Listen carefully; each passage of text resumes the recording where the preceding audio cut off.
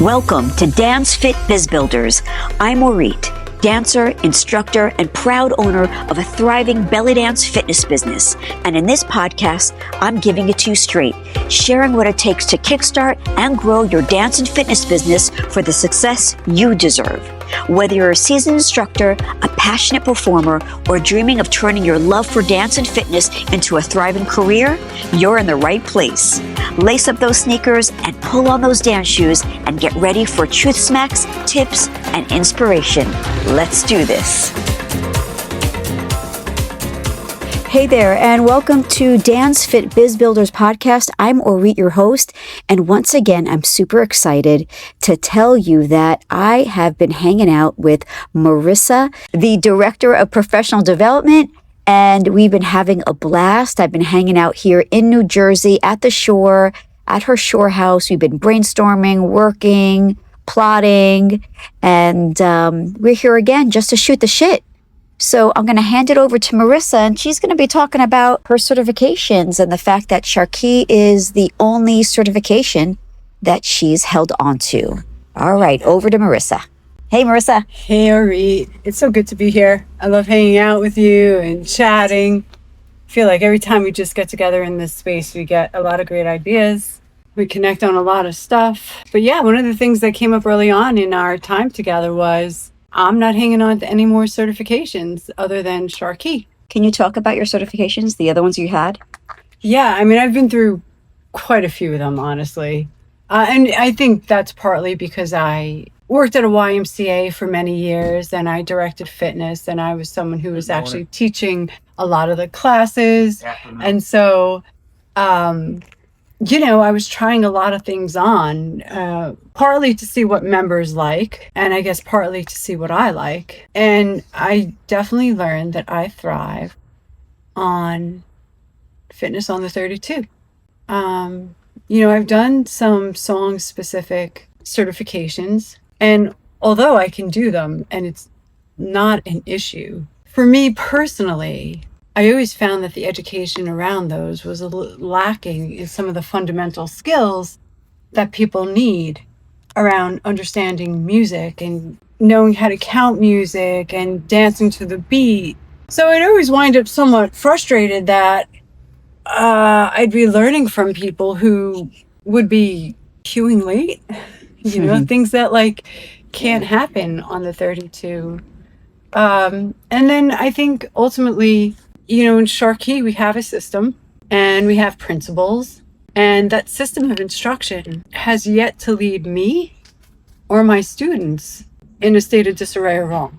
I find that I have students that could follow me, students who wind up becoming really strong dancers, and, many of them go on to certify themselves. So, yeah, I was telling a story about being in a certification program where the instructor was talking about her experience teaching on the 32, and she couldn't do it anymore because she felt like the beat was a hammer just hitting her over the head.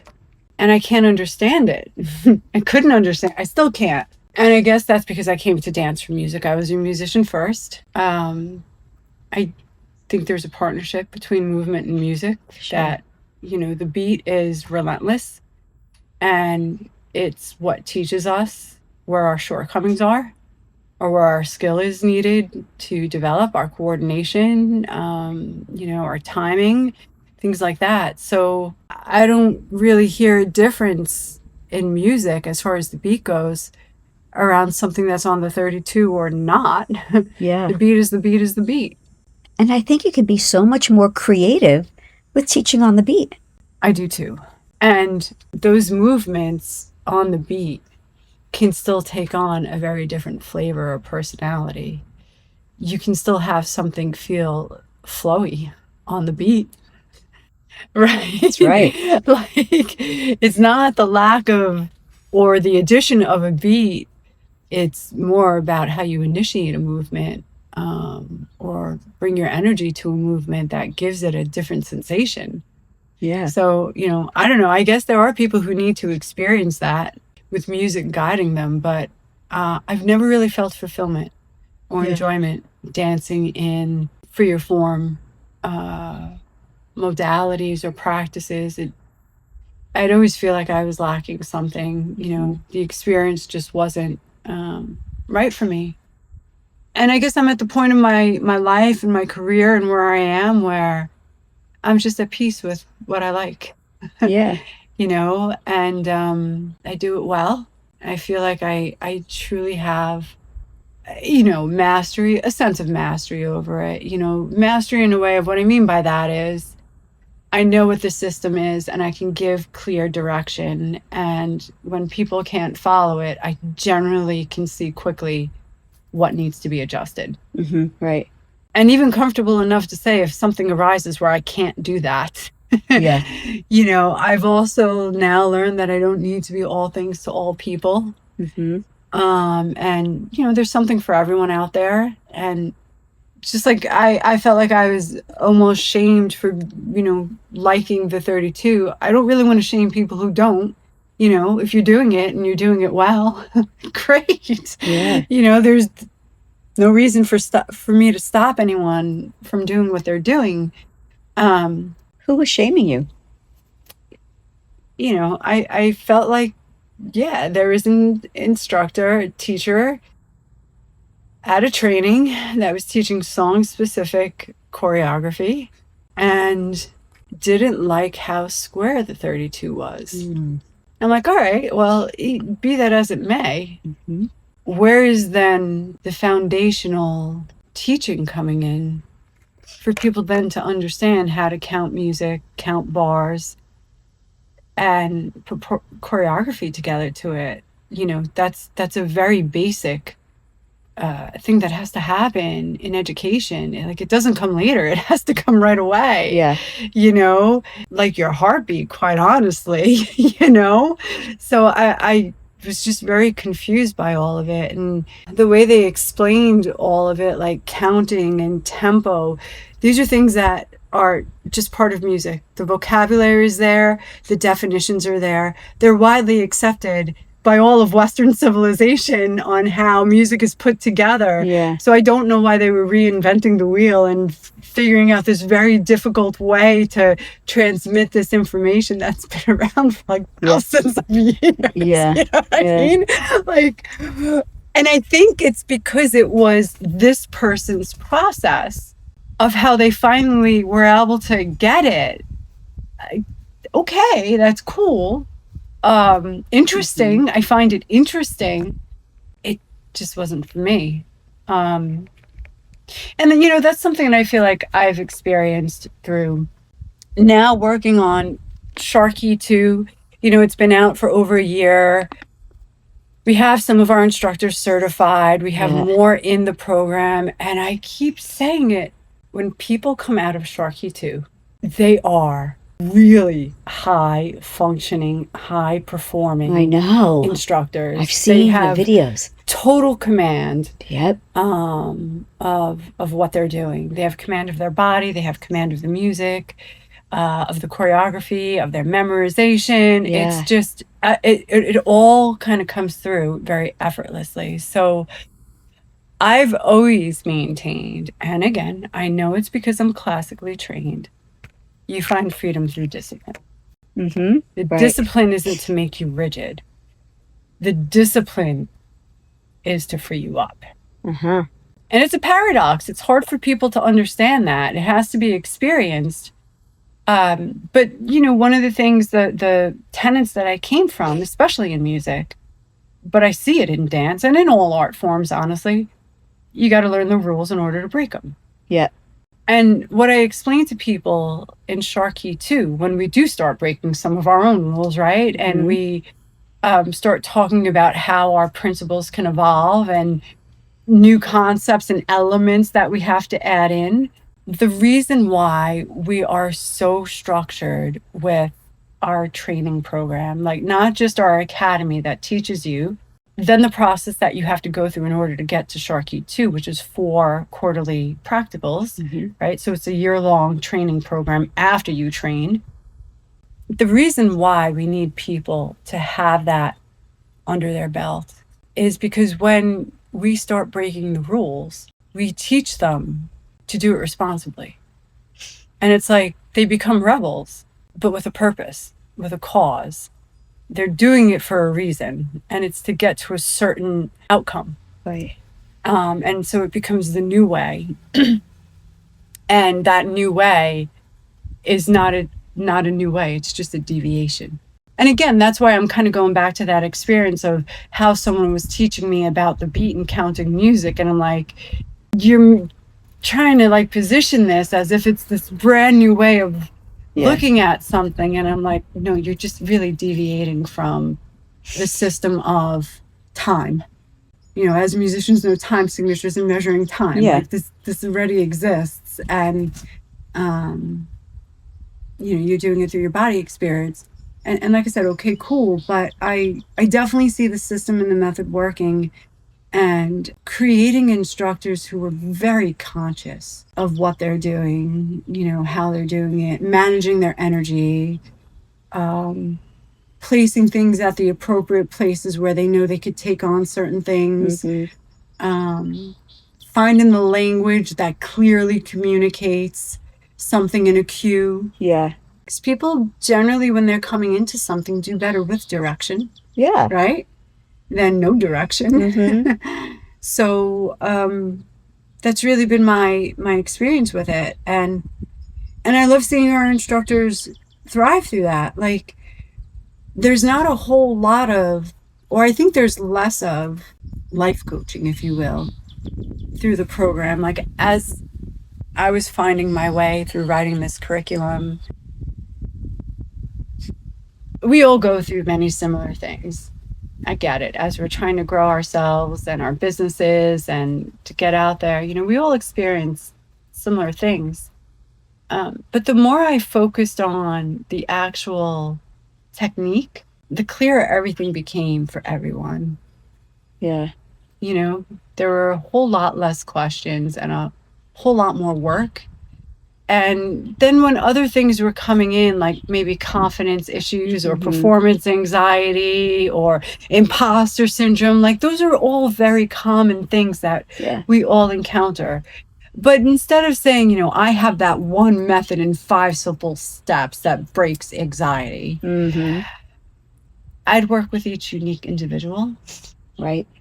Because again, I think we're all coming into something from a little bit of a different place, and I'd rather address it like live and on the spot with an individual than saying this is a one size fits all teaching or tenet or ideology for someone, because it's not. But and even in our business coaching, like we have lots of content and many products available to our student body and our teachers about how to grow their business, right? Yeah. And sometimes we get surprised where people are like, I need more of, whatever. And we're like, wait, why? Did you look at this? Did you look at that? It's available to it's you. available. And what I'm learning is what they're really saying is, I need someone to do it for me. Yeah. Or more hand-holding. Yeah. But then we provide it for them, and then they bail. Yeah, and what's that about? But, I'm also coming to realize that, like, a lot of us are overwhelmed with a lot of stuff, right? Especially, a lot of us do this as a side hustle. We've got busy lives, families, all kinds of things going on. And we get tired and we get overwhelmed. And that's why I'm partly believing people are saying they're looking for people to actually do the work for them, and some of it can be done. Like some of it, people can do the work for you. No one can practice for you. That's right. All right, your body is your responsibility. Right. No one's going to wake you out of bed every day, get you up and to practice a combination or a drill or a cue. You got to do it. But yeah, someone could handle your social media if that's really what it comes down to, if that's really overwhelming you. Maybe barter with a student. Yeah. Someone who's good at that and who wants to do it. Give them the opportunity to do it and shine, and maybe give them a couple free classes. Yeah. Look, if there's a will, there's a way. Of course.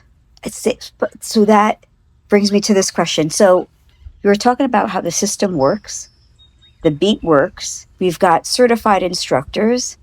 I guess my question is, why do some instructors who are certified pursue it and others don't? I guess that's the $1 million question. Yeah. And even when we ask people, we don't always get a very clear answer. Uh-huh. I mean, it might come down to priorities. And again, I'm not really here to shame where people are, what they want to do. But sometimes I think they just don't know themselves quite yet. Mm. You know, they don't know what their priorities are. They might not want it as bad as they once believed. And Maybe.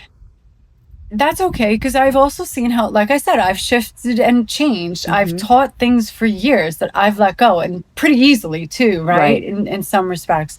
And in others, I've wrestled with it. Yeah. Or I've found pieces that work, and I bring it into what I do. Right. But I'm a pretty big believer of, because I've seen it, you know, it's evidenced in my life that if you pick one thing and go hard with it and deep with it, Yeah. you will come out the other side as a fully equipped, embodied practitioner. Mm-hmm. You'll get all the supplemental stuff that you need by how the organic journey kind of unfolds. Right. So, like, you know, for example, I feel like I have a pretty diverse team of people in my life that coach and mentor me. Mm-hmm. They come from all kinds of disciplines and all kinds of areas. And there's that one thing in me that never leaves, right? Which is the love of the beat and, you know, the discipline and the practice. I love that. I love the executive function of the mind-body connection. I can tell my body to do something, to coordinate something, and to practice it and increase tempo. Like, I love that. But, you know, I've had people, mentors about the body and somatics, and it's great. And there's so much stuff that I've taken and applied. I've had energy healers that have, you know, talked about like belief systems and things. And I've taken some of that and I've applied it to where I am. But ultimately, I believe like I'm charting my own map. Mm-hmm. There's no one map that really works for me that someone could hand me it and say like, this is the way. Only music. Right. It's only for me in my life, you know. I'm nearing 50. I started the study at 8 years old, and it's been part of my life this whole time. And you know, the beat is what keeps us consistent.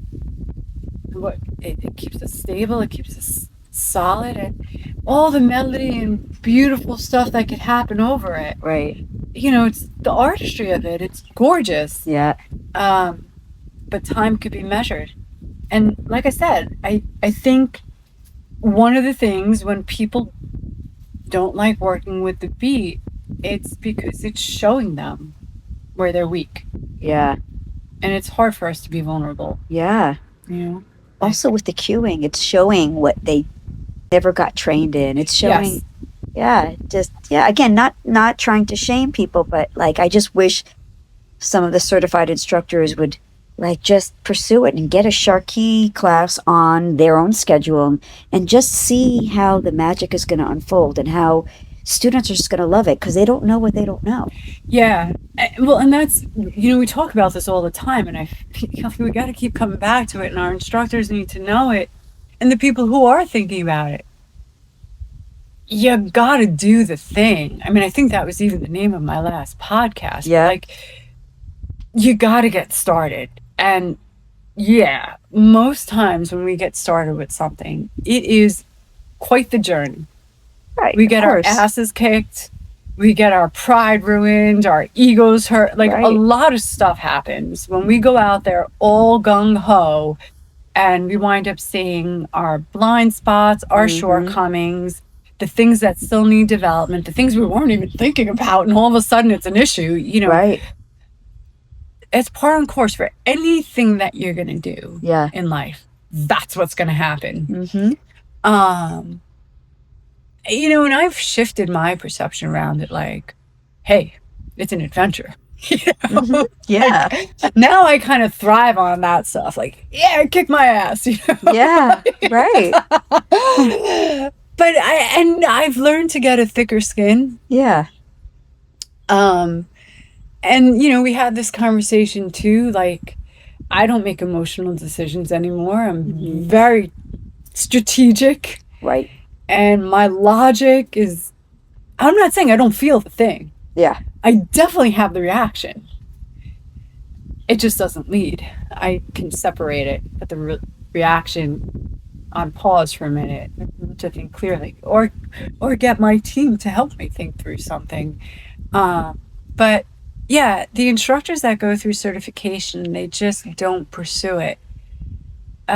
It's sad to me because it's a whole huge bag of wonderful potential that they're just not tapping, and I don't know, maybe they're getting it from somewhere else in their life. I don't know, but for me, it's just been a really fulfilling and rewarding thing, especially I think of it as partly legacy work, that this stuff is going to survive, Right. beyond me. And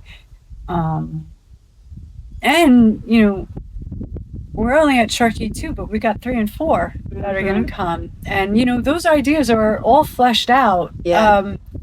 We know what the road is, and we're excited about bringing people onto them and showing them what we know. Speak to those certified SharQui instructors who already have a SharQui class in place.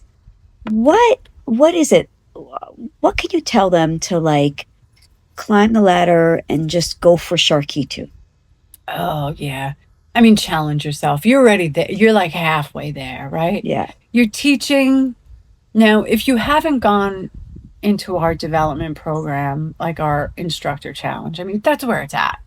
And look, again, it's not because I'm saying it. We've been told by our instructors that it works, right? Yeah. I don't know of anyone who's come through that program that has said it's a waste of my time or it's too hard. It's challenging. It's called a challenge. It's challenging, but so if you're teaching, you're so close already. So I don't think it's a huge gap between what you're already doing. Yeah.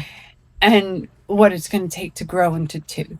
And if you've been teaching a while, it would be a really good time to get a checkup, check in. And because it's easy to do things and have your students' feedback, and it might be working. But without another perspective, there just might be some blind spots, right? Right. So, I would say challenge yourself.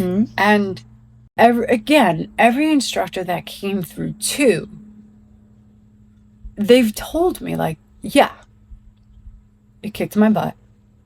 I am so much better for it. Yeah. They come out so confident because it's doable. We know it's doable. Yeah. And it empowers them. It's designed to empower them to make their own choices. Right? So there's a lot, we say it, we're not really holding your hand anymore. And it gives them the permission to own it. Yeah. Which is what we want. Yeah. We've always, and again, I think this is for me why SharQui has outlasted all the others. Because I've been given that permission. Here I am, the director of professional development. I did not create this program. I came into it. And I was given a huge sandbox to play in and create all this for our instructors. And that's our model. It comes from the top down. And that's how I now interact with our instructors. I'm going to learn from you, right? Please don't deny me the opportunity to witness your brilliance and see what you're bringing to our program, because we're better for it together like that. So why wait? It's not, we minimize the pain. Like I said, anytime you get started on something, you get to those really uncomfortable points, but we know that. And so I think I've been very sensitive to that, to make sure that our instructors are mentally and emotionally healthy going through this, and Yeah. I'm not being biased, or I'm not unwilling to listen to feedback that could be negative. Yeah. And I've had it, and I've worked with it and worked through it. Yeah. So yeah, what makes us excited is to truly see our instructors thriving, excited, happy, owning it. Like, we need nothing more than that. Yeah. Yeah, just get started. That's what I want to say to them. Yeah. And SharQui 2 is probably the hardest cert out of all of them, because 3 and 4 is like, now you got it under your belt. Now you can be free and creative and be you. Yes. And, I think it's all very indicative of that system and our process, and again, how I came to music and the discipline. But it's just like anything else, like all right, so we were talking, like, I have a 16-year-old who's going to go to driving school, right? And he's going to get his license at 17. I don't know, is that a haphazard number that all of a sudden you're 17 and you can be responsible, right? There's a learning curve around that too. But it's just kind of that way. Like, the freedom is given in some doses. And it's not to say that we're not holding the container of the system with love and understanding and appreciation for everyone's differences. We are, but we somehow have to find the way to get people through this. And we do. And we've had lots of revisions through the years, right? Sure. We've evolved too. But by the time someone gets to SharQui 3, I think, to me, SharQui 3 is like the high on creativity. Yeah, I can't wait to see our instructors go into 3. I think they're going to come out like full of joy. Like, they come out really confident and high of 2. And when they come out of 3, they're just going to be so full of joy and creativity. And when they come out of 4, 4 is called mastery. I think they're just going to learn. They're going to know. It's like a very silent knowing, like, where their authority is. What are they really, where do they shine the most? Where do they excel the most? And they're going to learn how to perform that.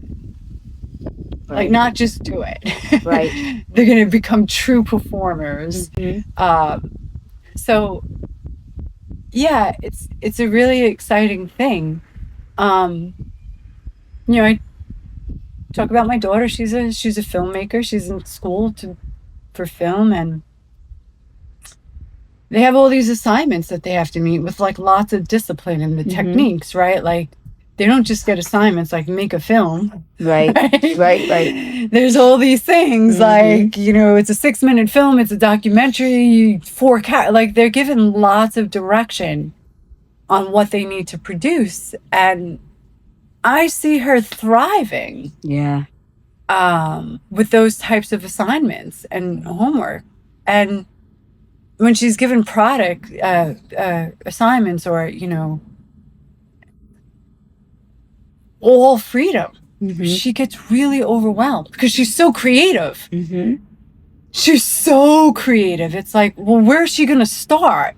And then to develop that idea, it's like too much for a young creative who hasn't been through that process. So I like that her professors guide her on, this is how you get the product. And I think that's what we do with our instructors. Yeah. But we do it in a very clear pedagogy. Like, we have it down to a science. We do. And heck, it's over 10 years from, it still brings me joy. Oh. I still get a high off of it. It's awesome. Yeah, it is. And so, for whatever reason people aren't getting a high off it, I don't know. I wish I could give it to them, you know.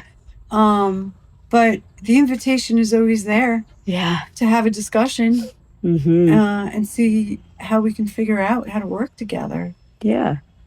Thank you. I'd love to get into a different part of the podcast. Yeah. A new one. It's called Cue the Convo. Mm. And it's where I'm just going to ask you just a question. Oh, random fire question? Yeah. Cool. All right. All right. I would love a confession. Confession about the dance industry, you and the dance industry, and then a confession about you and the fitness industry. Gosh. All right. I confess that I feel the dance industry is very woo-woo. It's so large, the conversation, right? And people are talking about all kinds of things, and it's so hard for me, I guess, to find, like, where do I fit into that conversation? You know? And sometimes I feel like I don't fit. I just don't fit. And it's all right, you know? Why? How so? I really like to do the thing and practice. So, for example, you know, even as a musician, I started with an education degree, because I was afraid that I wouldn't make it as a performer, but that wasn't my real love. I just really loved to play. And I couldn't bear to live against my soul, and I had to change my my major to performance, because I really loved the thing and I really loved doing it. And I guess I'm someone who can ignore a lot of stuff and just do the thing that's bringing me joy. Right. You know, and it's not like that for everyone. Like, they have to have the conversations around who's being left out, or who's not being paid enough, or who's not being credited, or who needs to be elevated. What belongs on a stage, what doesn't belong on a stage, how do we classify that, they're all great conversations. I'm just saying, I don't really want to have a voice in that, because I don't think I know any of the answers, and I don't want to begin to answer them. I just want to effing dance. You know? Exactly. I agree with you. I don't want to offend anyone. I don't want to be insensitive to anyone. But I guess ultimately I am, in some way. I recognize that in a self-soothing way, that what dance gives me is a very personal thing, and no one's taken that away from me. So I steer myself into the places where I'm going to have the freedom to just do that and have people enjoy what I do and how I do it. So my confession is that, I feel like I don't ultimately belong there. And my confession with the fitness industry, I am so pissed off and sad and crazed and just emotional that this freaking industry has yet to figure out how to pay an instructor more than $30 an hour. I'm so crazy over this, because, first of all, it's like, gyms better learn how to manage much better and operate much better, because Group X is where it's at. And they got to figure out how to pay instructors more than $30 an hour. I don't care what part of the country you're in. That is not a livable wage for someone to be certified, to stay in shape, to stay in practice, to drive to a facility and teach and then drive home. That is not a livable wage.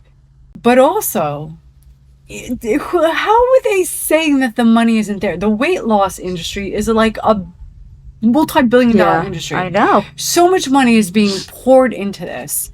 And not to take advantage of that, but fitness instructors know how to help people on that journey. And they're doing it in a very natural, healthy way. They're not pushing pills. They're not Right? They're helping people move their bodies. Like, the best medicine.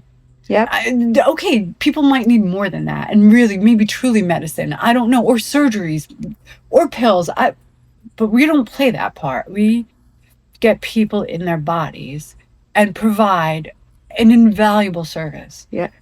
So, fitness industry, I mean, I've been out of it as a professional managing a facility for 3-ish years now, and I'm just shocked nothing has changed in 3 years. So, but I think that's also partly due to the instructors accepting the pay.